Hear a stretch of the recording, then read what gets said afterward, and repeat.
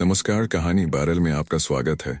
लीजिए पेश है रविंद्रनाथ टैगोर द्वारा लिखित कहानी ये स्वतंत्रता।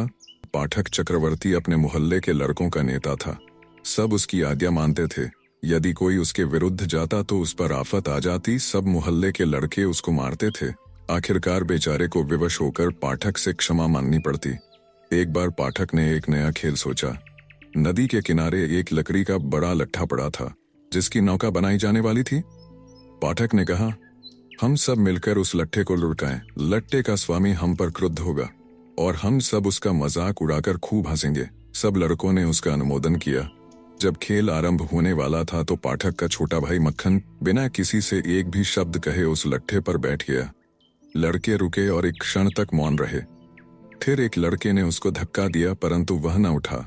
यह देखकर पाठक को क्रोध आया। उसने कहा, मक्खन, यदि तू न उठेगा तो इसका बुरा परिणाम होगा। किंतु मक्खन यह सुनकर और आराम से बैठ गया।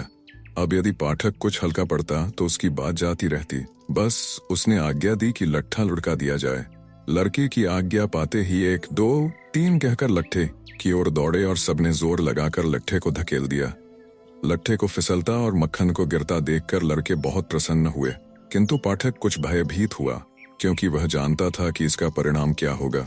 मक्खन पृथ्वी पर से उठा और पाठक को लातें और घूंसे मारकर घर की ओर रोता हुआ चल दिया।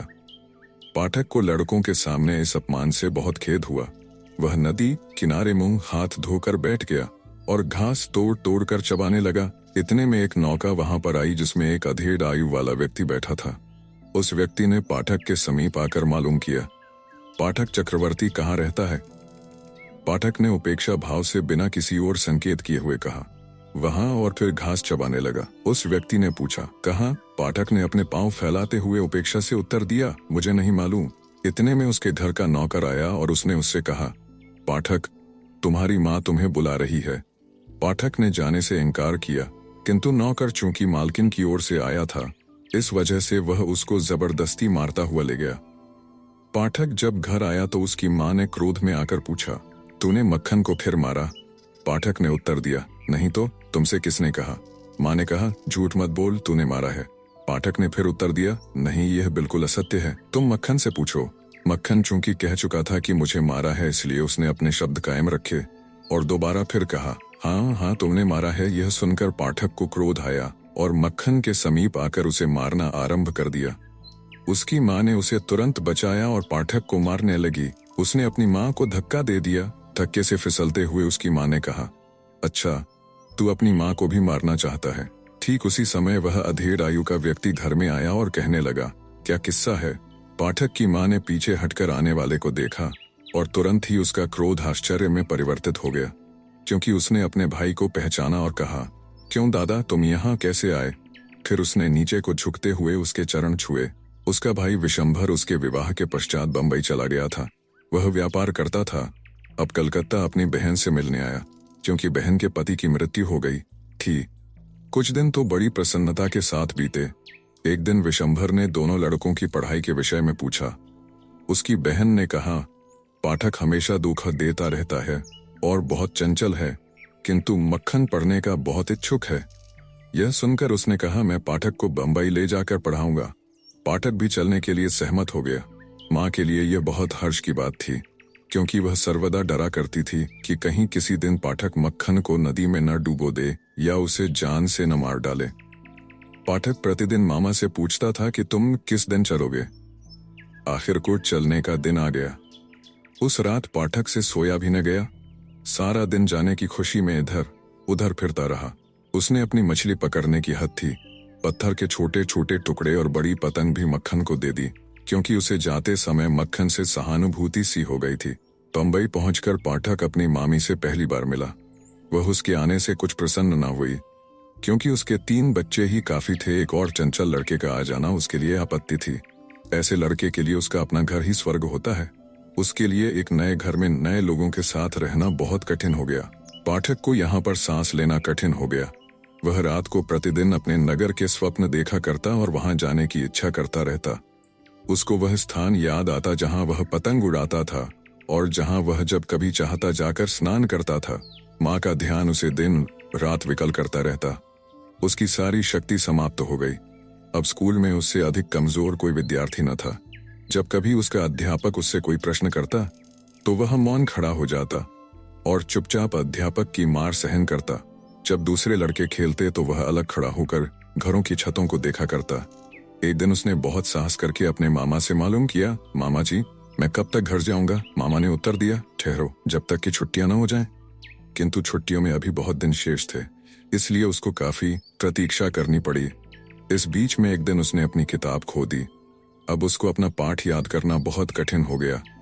प्रतिदिन उसका अध्यापक उसे बड़ी निर्दयता के साथ मारता था। उसकी दशा इतनी खराब हो गई कि उसके मामा के बेटे उसे अपना कहते हुए शर्माते थे। पाठक मामी के पास गया और कहने लगा, मैं स्कूल न जाऊंगा, मेरी पुस्तक खो गई है। मामी ने क्रोध से अपने होठों को चबाते हुए कहा, दुष्ट, मैं तुझको कहां से महीने में 5 बार पुस्तक खरीद कर दूं? इस समय पाठक के सिर में दर्द उठा। वह सोचता था कि मलेरिया हो जाएगा, किंतु सबसे बड़ा विचार यह था कि बीमार होने के पश्चात वह घर वालों के लिए एक आपत्ति बन जाएगा।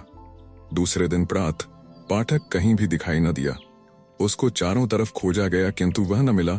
वर्षा बहुत अधिक हो रही थी और वे व्यक्ति जो उसे खोजने गए बिल्कुल भीग गए। आखिरकार विशंभर ने पुलिस को सूचना दे दी। मध्याह्न पुलिस का सिपाही विशंभर के द्वार पर आया। वर्षा अब भी हो रही थी और सड़कों पर पानी खड़ा था। 2 सिपाही पाठक को हाथों पर उठाए हुए लाए और विशंभर के सामने रख दिया। पाठक के सिर से पांव तक कीचड़ लगी हुई और उसकी आंखें ज्वर से लाल थीं। विशंभर उसको घर के अंदर ले गया। जब उसकी पत्नी ने पाठक को देखा तो कहा, यह तुम क्या आपत्ति ले आए हो? अच्छा होता जो तुम इसको घर भिजवा देते। पाठक ने यह शब्द सुने और सिसकियां लेकर कहने लगा, मैं घर जा तो रहा था परंतु वे दोनों मुझे जबरदस्ती ले आए। ज्वर बहुत तीव्र हो गया था।